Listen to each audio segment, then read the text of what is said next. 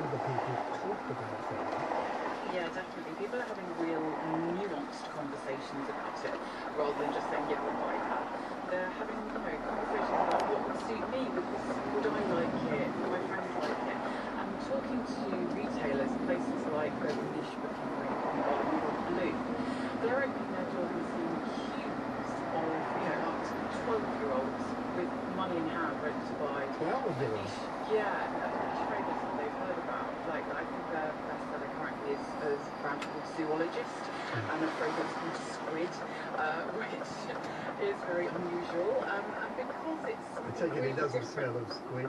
Well, there's a slight hint of the sea and some inkiness about it. But yeah, it's things like this that are causing interest and excitement and getting much younger consumers out there. And they can buy samples of it or travel sizes and decants. And it's, really exciting world to enter. And briefly, but do fashion houses now see fragrances as sort of entry point for many people, into that fashion area?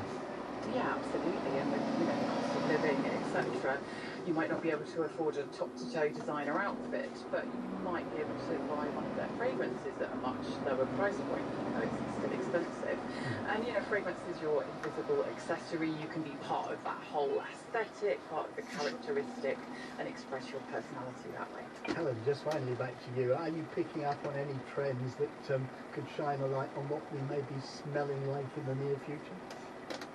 I think the social media conversation is quite interesting, because this is where the men's fragrance conversation gets a bit interesting, because suddenly, with men's and female performing in the same way, in the start of this year we've seen men's fragrance growing massively.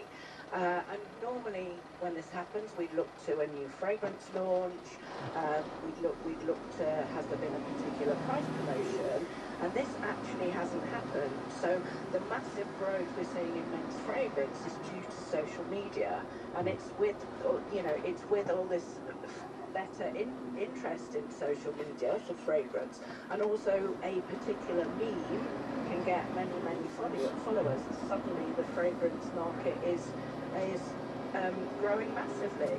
I think trends we're looking at, we're seeing products that are being launched not so much for men and women, it's more a diverse approach. And there's products that are about being yourself, and you don't have to have a male or a female fragrance. In fact, the leading fragrance brand in the UK is male. So we assume from that females must also be buying and using that fragrance. That's probably a whole new area we should look at. I must leave it there. Helen Duxbury, and also Susie Winterday to both very much. Now, if you're going abroad this summer, there's a fair chance you could be heading to Spain. It is still the most popular country for Brits to visit, but there are some areas of Spain which are becoming concerned about over-tourism. In the Canary Islands, for example, this has led to street protests. Most recently in the Balearic Islands, restrictions have been tightened around alcohol and party boats in its most popular resorts. Well, I'm joined by Graham Healy. Graham's a journalist based in Spain who's been following what's been going on. First of all, Graham, talk us through where these changes are happening. Is it all over Spain? Good afternoon, Peter. The changes in the Balearics are happening in three specific places.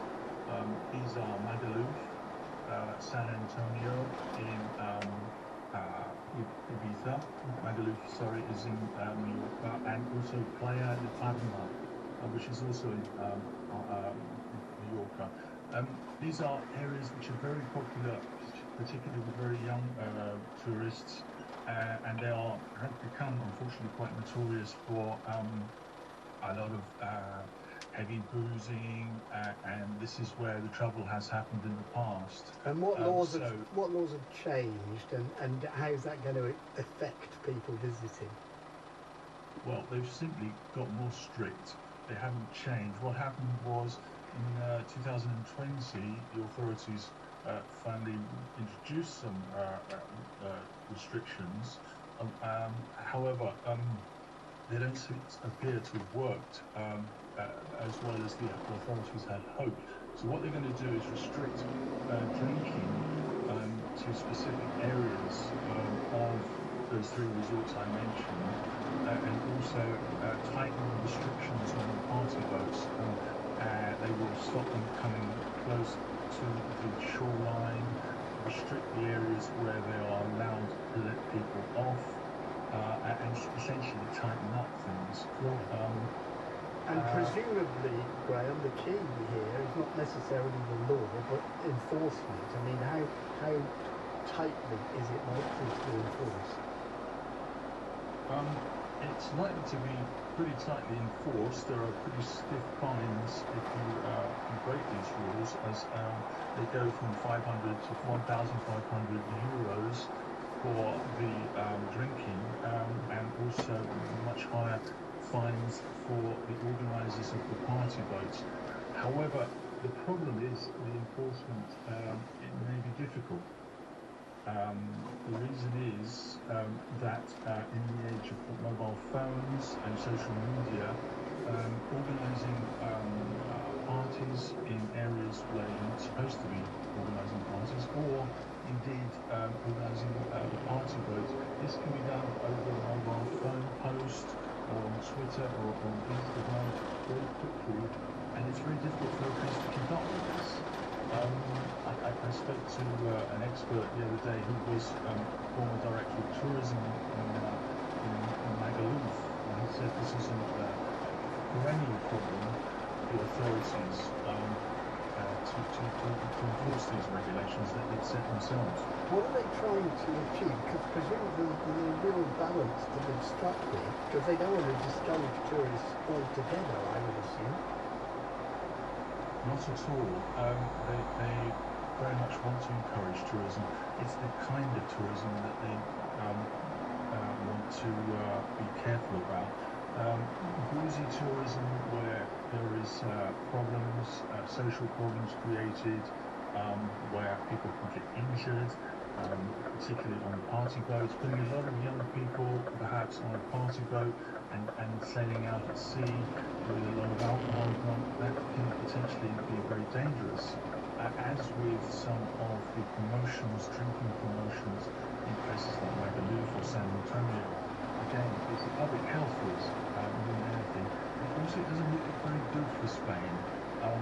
What they want to encourage is family tourism, perhaps. Why? Because families stay for longer, they spend more, than also, say, younger people who will come for a few days, maybe a week maximum, and apart from the boozing, they won't stay in very plush hotels. This is the kind of tourism that the Spaniards want to try and encourage. Stay with us, Graham. I want to go to Emma Brennan, who's the head of media and communications from the Association of British Travel Agents. Emma, just how popular is Spain for the British tourist? Spain continues to be the UK's most popular overseas holiday destination. So every year we ask people where they're planning to travel or where they've been, and Spain always comes out top. I think they have around 50 million visitors a year, and actually I don't think they've quite got back to the numbers that they had pre-pandemic just yet. So do you think any of the restrictions that Graham's been telling us about are actually going to put people off travelling to certain areas? I think what's probably important to be clear about the restrictions aren't necessarily saying you can't come here and enjoy the nightlife, but it's evolving the tourism that's on offer there. So what they're saying is you can't buy alcohol from shops and you can't drink that in the streets. And so I don't think that will necessarily put people off going there, but it should alter the behaviour of what they do when they're there. And so we'll confine some of those activities to the bars, the clubs and the restaurants, as opposed to those sorts of things happening on the streets and happening because they bought alcohol from shops. So I think it's there's an evolution of what's there at the moment. Do you think they also may be calculating that some of the older visitors who might go to Spain from Britain are equally put off by antisocial behaviour, and that therefore the balance may switch that way if they're tougher on bad behaviour? Well, I think the golden aim for tourism really is that it creates great places to visit, but it also creates great places to live as well. And so I think the changes that they're introducing, or the extensions of these rules, is a benefit to everybody really. So even those people who are perhaps aren't seeking out the nightlife, but equally it may make these areas more appealing to different demographics. But I would say Spain has a whole variety of resorts and a huge variety of offer in terms of the types of things you can do, the destinations you can visit, the cities and things. So it does have a really broad appeal, which is why we see so many people go there each year, and also travelling throughout the year as well. Is all this likely to have an impact on the cost of holidays and flights to Spain, for example?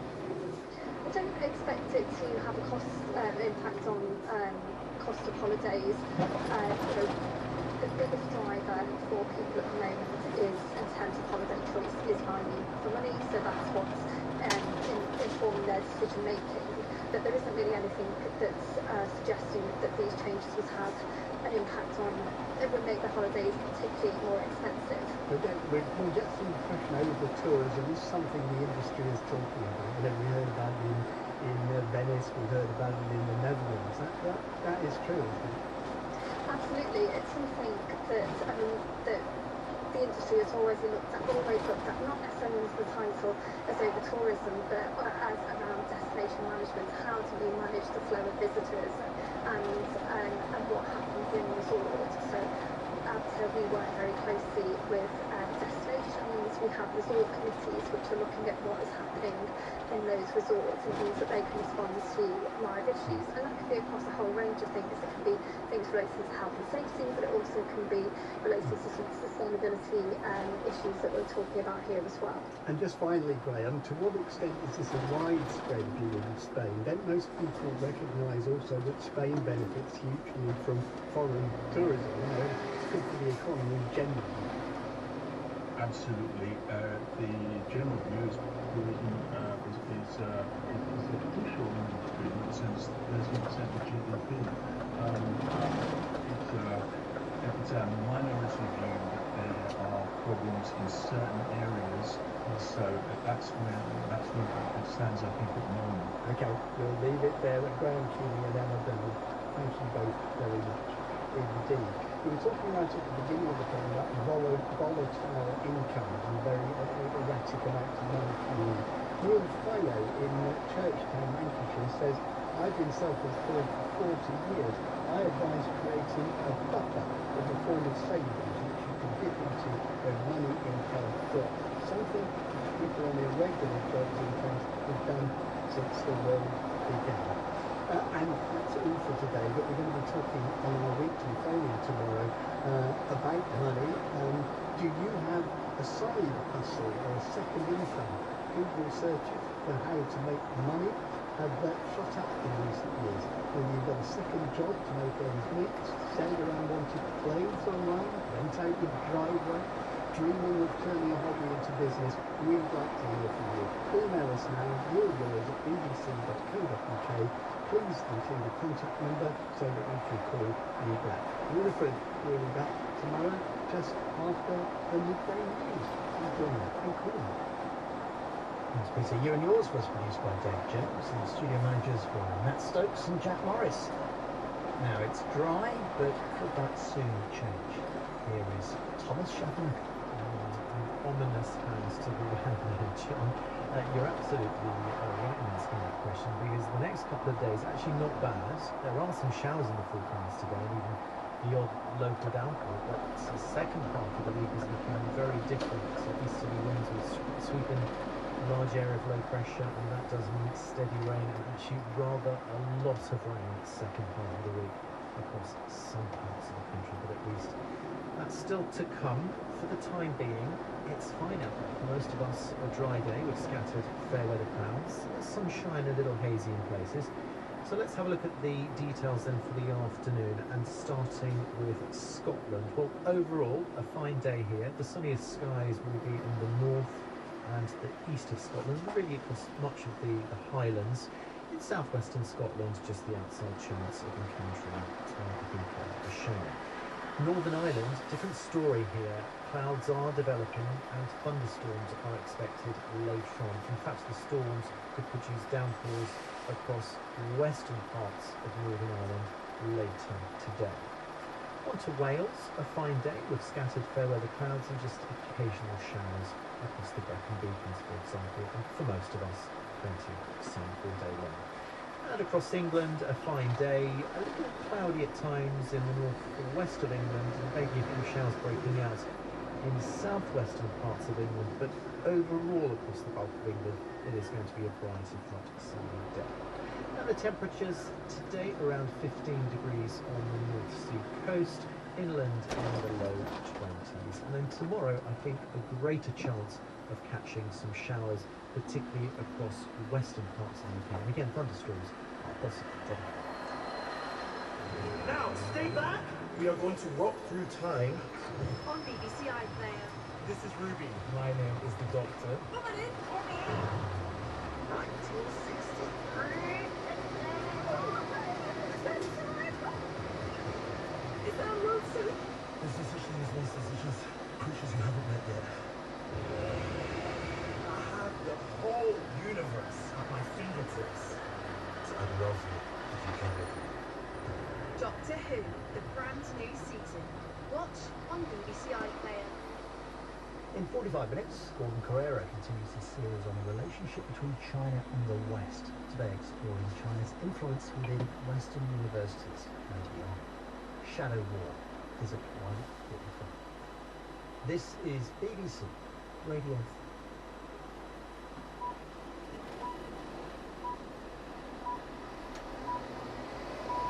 Hello and welcome to the World at One with me, Edward Stone. A subtle, chilling and pervasive cover. That is the conclusion of the report on the infected blood scandal which was published on Friday. We've always put their trust with the doctors and the government to keep them safe. And that trust was betrayed. And then the government compounded the attitude by telling them that nothing wrong had been done. The report is a response to the suffering of the thousands of victims of the scandal, which goes right back to the 1970s. And just before we came on air, some of them gave their reaction. We've been gaslit for generations. This report today brings an end to that. And people have lost decades of their life campaigning, and that is added to the trauma.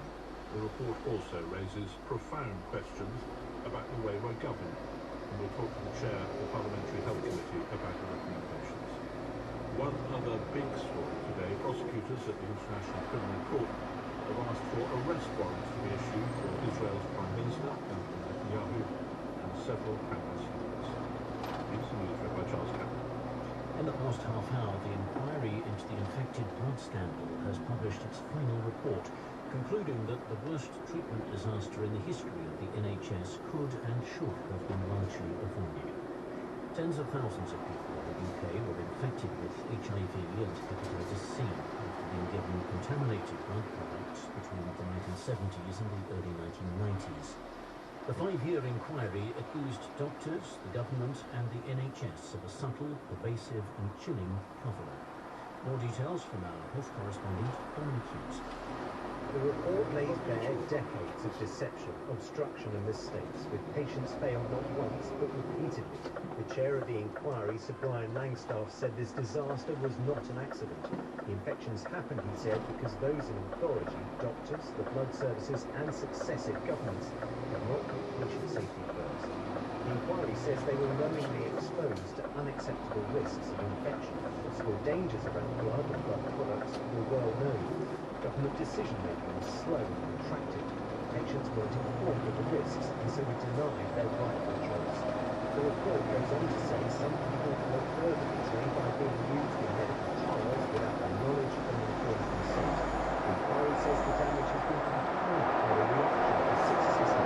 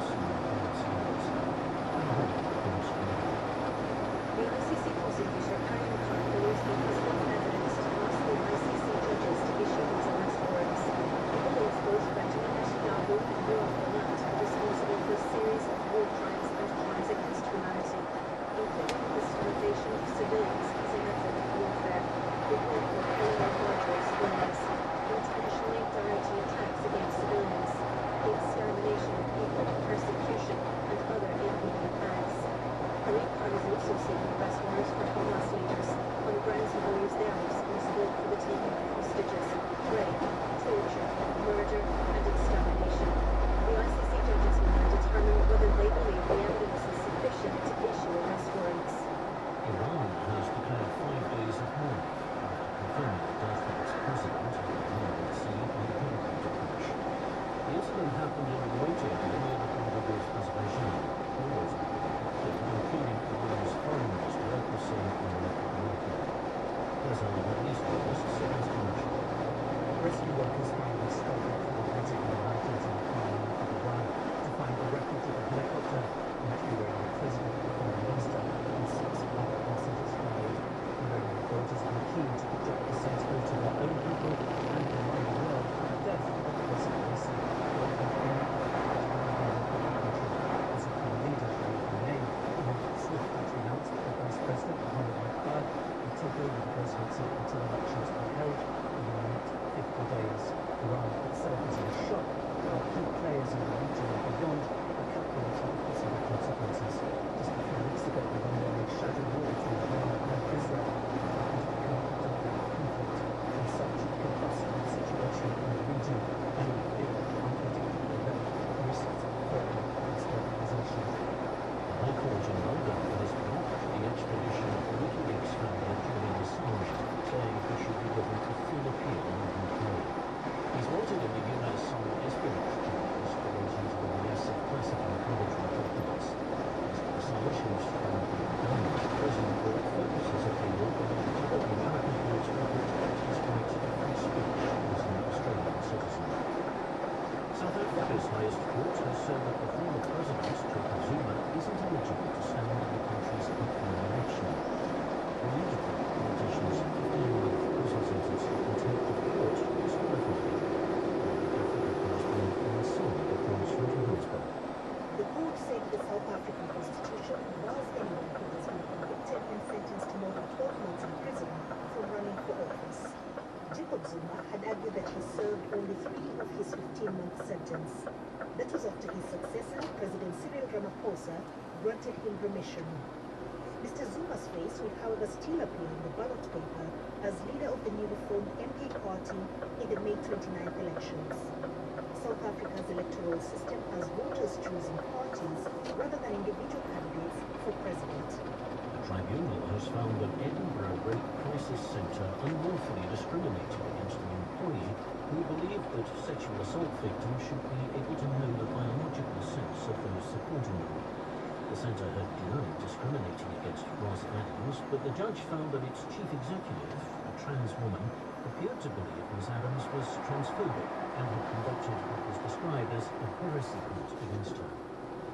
And the communications regulator, Ofcom, is starting a process to decide whether to sanction GB News after an investigation found that the broadcaster broke impartiality rules. Ofcom received more than 500 complaints about an hour-long programme called The Prime Minister, in which he took questions from the audience. GB News had accused Ofcom of trying to silence them. Charles, thank you. The final report of the infected blood inquiry, which was published just before we came to the air, has been 6 years in the making and reflects a scandal that's unfolded over many decades, including the compensation scheme for the victims, details of that are expected tomorrow, and nothing short of national soul searching about the way so many thousands of people have suffered and been past at the hand of a health system supposed to help. The inquiry concluded that there was a supplement benefit should cover of infected blood scandal. Chairman Prime Minister spoke as the report.